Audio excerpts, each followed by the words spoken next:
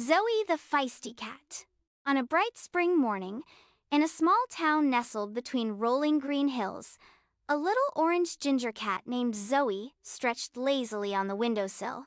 Her fur glowed like sunshine, her bright blue eyes sparkled with curiosity, and her tail flicked mischievously. Zoe wasn't just any cat, she was feisty, full of energy, and always ready for an adventure. Zoe lived with a kind-hearted girl named Lily, and her parents in a cozy little house with a blue door. Lily adored Zoe, but she also knew that Zoe had a wild spirit. Whether it was chasing butterflies in the garden, climbing bookshelves like a jungle cat, or sneaking bites of fish from the dinner table, Zoe was always up to something. One morning, as Lily was getting ready for school, Zoe noticed a little bird hopping outside the window. Her whiskers twitched, and she let out a tiny chirp. She crouched low, wiggled her tail, and in one swift leap, she launched herself at the window, only to bounce right off it with a comical thud.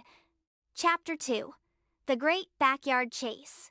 Lily's backyard was Zoe's kingdom. There was a tall oak tree perfect for climbing, a flower bed buzzing with bees, and a little pond where frogs liked to hide.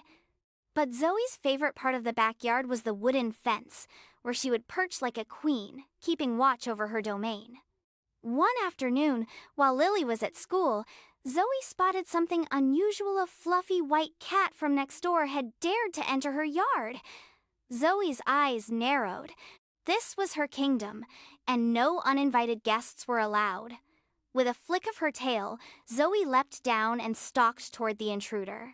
She crept closer, her paws silent as shadows. Then pounce! She landed right in front of the fluffy cat, startling it so much that it jumped straight up into the air. The white cat, whose name was Snowball, puffed up like a cotton ball and hissed. "What do you think you're doing?" "This is my yard," Zoe declared, her tail swishing. "You're trespassing." Snowball flicked his ear. "I was just exploring. No need to be so dramatic." Zoe narrowed her eyes. Rules are rules. No strangers allowed. Snowball gave her a slow blink. "How about we make a deal? If you can catch me, I'll leave. But if I win, I get to stay for the afternoon." Zoe loved a challenge. "You're on!" And just like that, the great backyard chase began.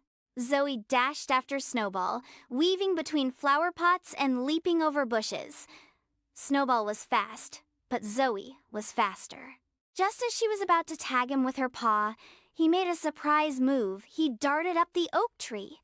Zoe skidded to a stop and looked up. Snowball sat on a high branch, licking his paw smugly. "Looks like I win," he purred. Zoe huffed, but she had to admit Snowball was a worthy opponent. "Fine," she said, sitting down. "You can stay, but only for today." And from that day on, Zoe and Snowball became the best of frenemies. Chapter 3. The Mysterious Rustling. One evening, as the sun dipped below the horizon, Zoe heard a strange rustling sound coming from the bushes near the fence. Her ears perked up and she immediately went into detective mode. She crept forward, every step silent. The rustling continued. Was it a mouse? A squirrel? Or something even more exciting? Just as she was about to pounce, a small voice squeaked, "Wait, don't eat me!" Zoe stopped mid-pounce.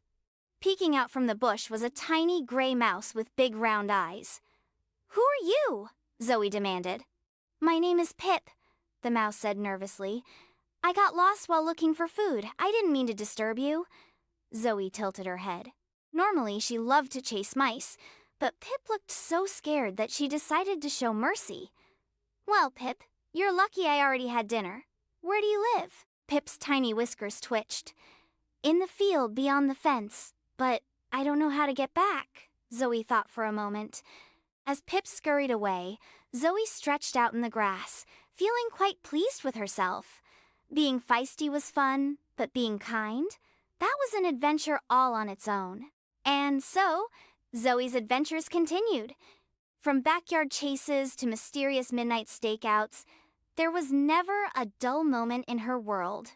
But one thing was certain: whether she was leaping, pouncing, or making unlikely friends, Zoe the feisty cat was always ready for her next adventure.